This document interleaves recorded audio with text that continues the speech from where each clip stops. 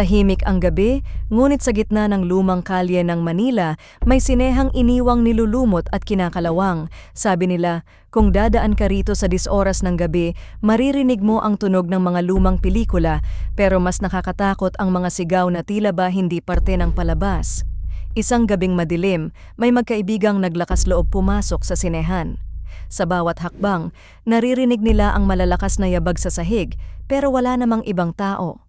Habang nilalakad nila ang madilim na pasilyo, biglang sumiko ang liwanag mula sa projector booth, pero walang kuryente. Sa bawat upuan may aninong nauupo, nakatingin lang sa entablado.